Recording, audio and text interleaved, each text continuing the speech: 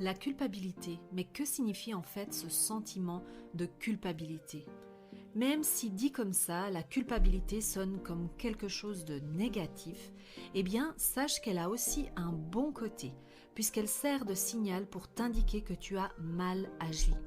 Elle t'indique que peut-être tu as franchi des limites et que tu n'as pas respecté tes valeurs. Elle t'aide aussi à prendre en compte le sentiment des autres et à agir en conséquence. Pour toutes ces raisons-là, tu te rends bien compte que la culpabilité a quand même sa fonction utile. Mais ce n'est pas toujours le cas et c'est justement ce que je veux te faire découvrir à travers ce podcast. Et à la fin, je te partage des conseils simples pour ne plus culpabiliser. Hello, moi c'est Anna Alice. Bienvenue sur le podcast Happy Nana, Happy Mama. Un podcast dédié aux mamans qui veulent se sentir bien de leur intérieur à l'intérieur de chez elles grâce au désencombrement matériel et mental. Je te partage des conseils, des astuces ou encore une expérience de vie, tout cela dans la bonne humeur. Ce podcast te permettra, je l'espère, de vivre ta vie de maman plus sereinement, mais aussi et surtout de vivre ta vie de femme pleinement et te permettre d'oser d'aller au bout de tes rêves. Retrouve-moi également en vidéo chaque dimanche sur ma chaîne YouTube Nana Organise pour tous mes conseils et astuces en organisation, rangement et meilleure gestion du temps. Si tu apprécies ce podcast, la meilleure façon de le soutenir est de lui mettre une note de 5 étoiles sur la plateforme de podcast que tu utilises, de laisser un petit commentaire sur Apple Podcast et surtout, n'hésite pas de le partager un max sur Instagram. Comment ? Tout simplement en faisant une capture d'écran de cet épisode, en le partageant en story et en me mentionnant dessus. Ainsi, tu permettras à d'autres mamans de le découvrir plus facilement et tu soutiendras aussi mon travail. Déjà, j'aimerais juste clarifier une grande différence. Être coupable et se sentir coupable n'est pas la même chose. Le premier est un fait. Le deuxième est un sentiment, justifié ou non, que l'on peut avoir face à une situation. Je tiens à faire cette distinction car souvent, quand on se sent coupable, on a l'impression que c'est un fait, une vérité, alors que pas forcément. Ici, j'aimerais surtout plonger un peu dans le sentiment de culpabilité, se sentir coupable, celui que l'on a toutes plus ou moins 46 fois par jour. En tout cas, pour moi, c'est un minimum. Je ne sais pas pour toi, mais de mon côté, le sentiment de culpabilité, alias pour moi le sentiment de ne jamais rien faire correctement, ou de ne jamais rien faire quand il le faut, ou même où il le faut. Bref, j'en passe. C'est quelque chose que je vis au quotidien, et dans tous mes rôles, en tant que femme, maman, épouse, sœur, cousine, entrepreneur, etc., etc. Des exemples, je t'entends me crier à l'oreille. Mais bien sûr, avec plaisir, me voici avec quelques exemples. Et sache que cette liste n'est pas exhaustive. Essaie de voir si tu te reconnais dans certains exemples ci-dessous et viens me partager celui qui t'a parlé le plus en commentaire sur mon post Instagram relatif à ce podcast. Tu peux aussi en avoir d'autres. Je serai ravie de te lire. Bon, commençons par la culpabilité de la maman. Être maman au foyer ? Ou travailler plutôt à 100%. Trop lever la voix, pas être assez stricte, prendre du temps pour moi, pas assez de temps avec mes enfants, trop laisser regarder la TV. Ben oui, c'est pas bon à son âge, tout le monde le dit que c'est pas bon. D'ailleurs, si l'une d'entre vous sait qui est ce fameux « tout le monde dit que », faudrait me le présenter. Je pense que ça doit être le frère de « j'ai entendu dire que ». Bon, continuons. Des autres exemples, ce serait, par exemple, pas assez de légumes, trop de pâtes. Ah là là, quelle pression on se met sur les épaules les mamans, pas vrai ? Mais attends, tu pensais que la culpabilité, c'est que pour les mamans ? Non, non, non, pas du tout, tu vas voir. Je vais trouver plein d'autres exemples. D'ailleurs, une des culpabilités, c'est la culpabilité au travail. Alors, pas oser prendre la parole, pas pris la bonne décision, pas pris de décision tout court. Arrêt maladie prolongée, comme si d'ailleurs c'était de ta faute. Bon. Culpabilité de travailler. la culpabilité de ne pas travailler. Et oui, ça va dans les deux sens, sinon c'est pas drôle. Et parlons-en de la culpabilité de la femme en général, hein. De faire du sport, justement, cette semaine? Ah ben non, je ne l'ai pas fait. Manger sain? Toujours pas. Achat compulsif?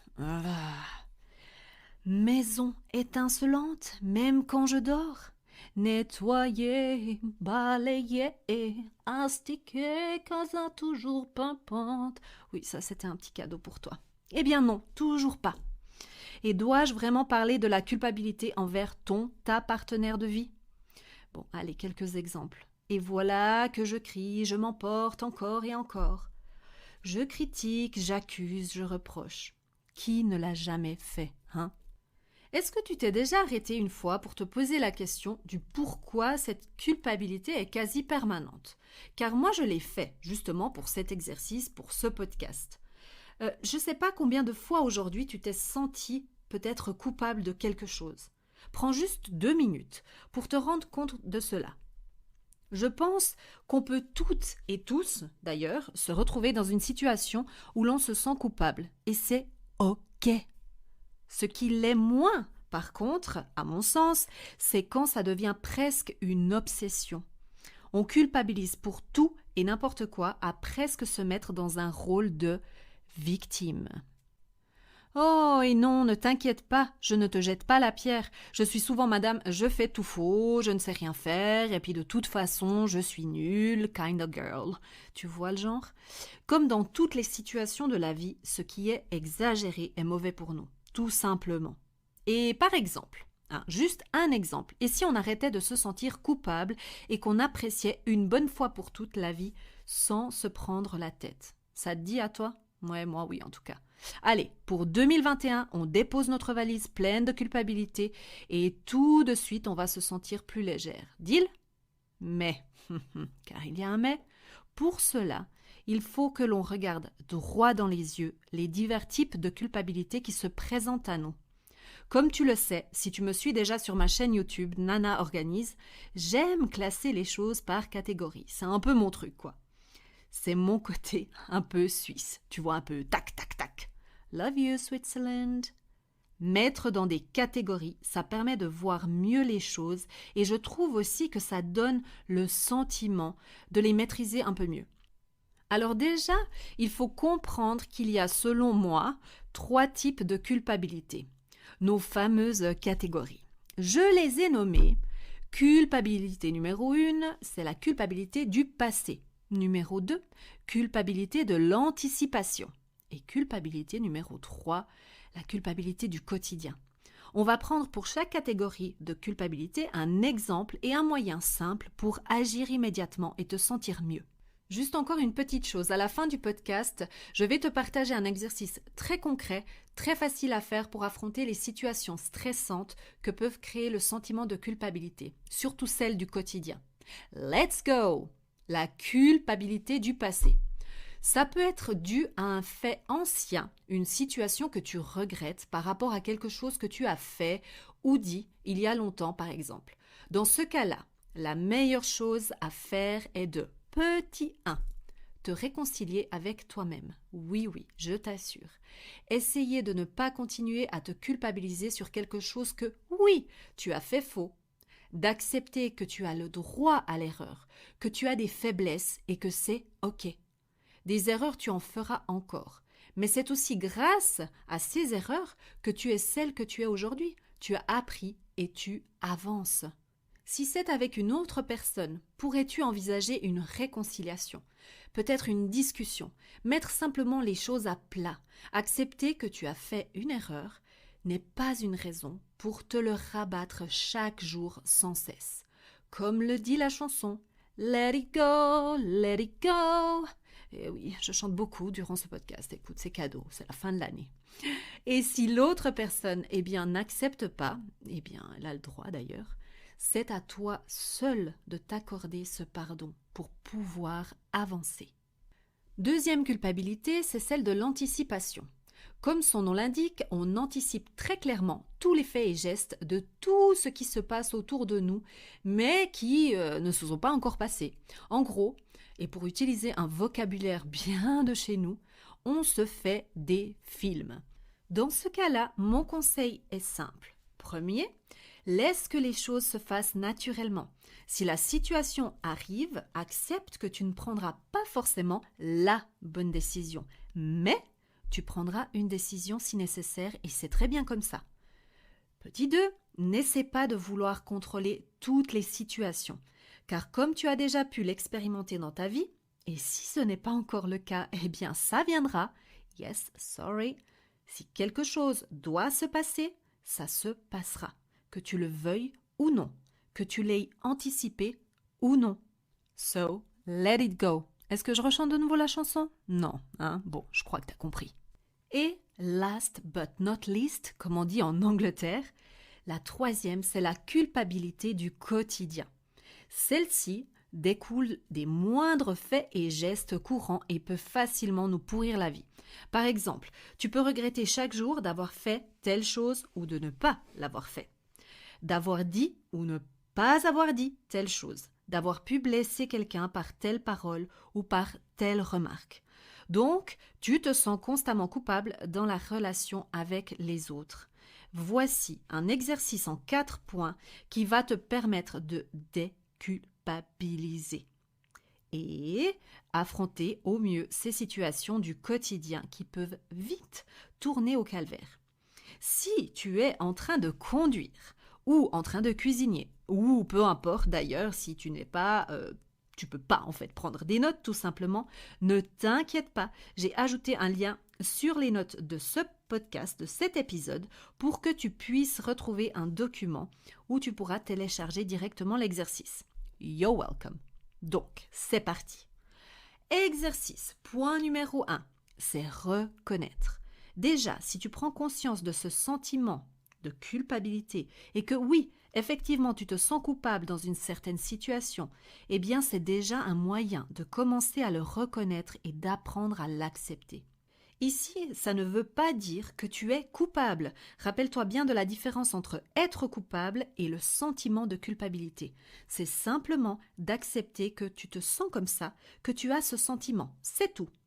Deuxième chose à faire, c'est munis-toi d'un carnet et d'un stylo. Mets un minuteur de maximum 10 à 15 minutes. Pas plus parce qu'on ne veut pas prendre trop de temps là-dessus non plus. Écris les points clés qui te viennent en tête, ce qui s'est passé, ta réaction, ton sentiment à ce moment-là, qui était là, ce qui s'est vraiment dit, pourquoi tu penses que tu as réagi comme tu l'as fait. Ici, le but n'est pas de faire un jugement, pas du tout, mais juste de mettre sur papier les faits tels qu'ils se sont passés. La troisième chose à faire, c'est analyse la situation. Et celle-là, c'est ma préférée. Maintenant, reprends ce papier et mets-toi dans les baskets de ta meilleure amie. Yes, imagine qu'elle vient te raconter la situation telle que toi, tu l'as vécue. Que lui dirais-tu? Que lui conseillerais-tu de faire? Devrait-elle s'excuser? Penses-tu que tu aurais des mots aussi méchants envers elle que tu as envers toi-même? Penses-tu aussi que tu verrais la situation d'un point de vue aussi différent qu'elle ne le voit elle? Ou au contraire, penses-tu que peut-être son imagination accentue ce qui s'est vraiment passé? C'est hyper important de faire cet exercice parce que ça te mettra vraiment dans la peau de quelqu'un d'autre. La quatrième chose à faire, c'est action.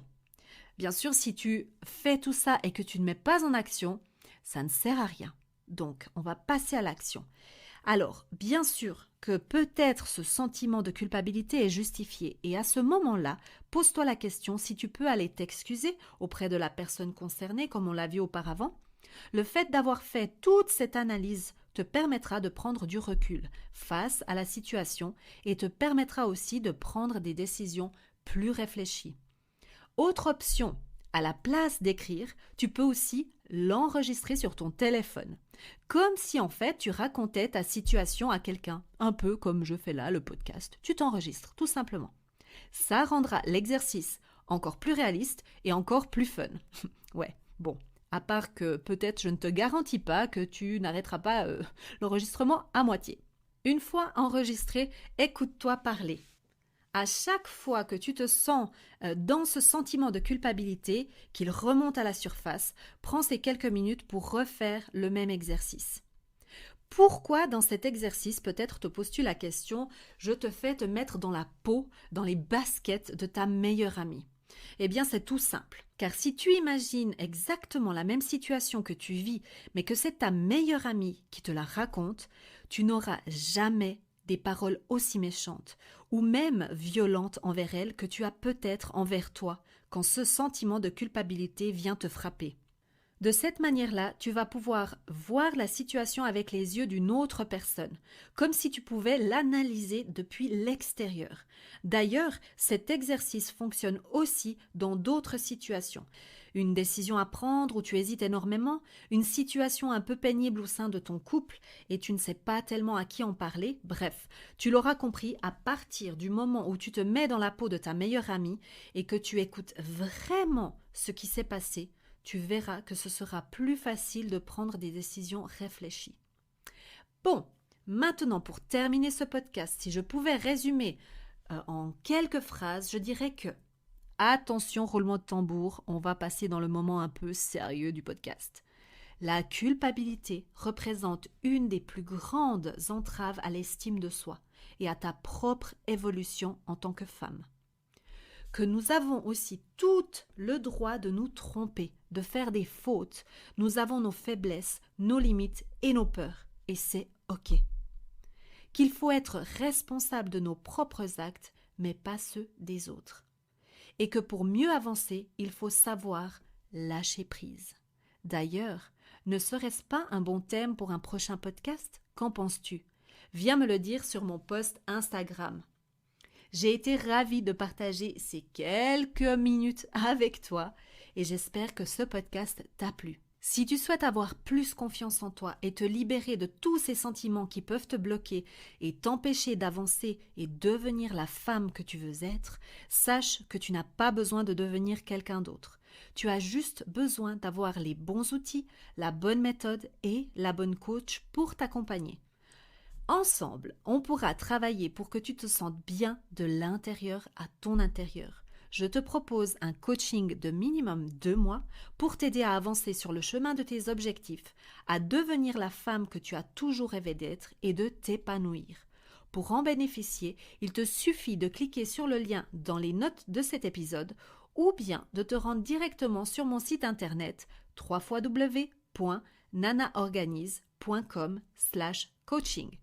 Et clique sur « Programmer ma séance découverte » qui est une séance de 30 minutes gratuite durant laquelle on va parler de ce que tu as envie d'accomplir. Et si tu veux découvrir tous mes conseils d'organisation de la maison et personnelle, retrouve-moi sur ma chaîne YouTube Nana Organise et abonne-toi pour apporter ton soutien. Merci d'avoir été là. Et d'ailleurs, je profite de ce petit moment de remerciement pour remercier Juliane. Elle se reconnaîtra. Merci Juliane de m'avoir suggéré ce thème de podcast. C'était effectivement quelque chose qui me trottait déjà depuis un petit moment dans la tête. Et toi, tu es arrivé juste au bon moment pour me suggérer tout simplement. Et dis donc, tu crois pas que parler de la culpabilité, en fait, ce serait une bonne idée dans ton prochain podcast? Et bingo! Le voici. Merci Juliane. Si toi aussi, comme Juliane, tu as de superbes idées, j'en suis sûre que tu en as, et que tu aimerais qu'on aborde un sujet en particulier dans ce podcast, eh bien n'hésite pas à m'écrire directement sur Instagram en message privé ou alors sur mon adresse email hello@nanaorganise.com. Et à 3 jours près, je crois que j'ai le droit de le dire, je te souhaite un merveilleux passage à l'année 2021. Ah là là, comme on l'attendait celle-là. Allez, ciao et à la prochaine.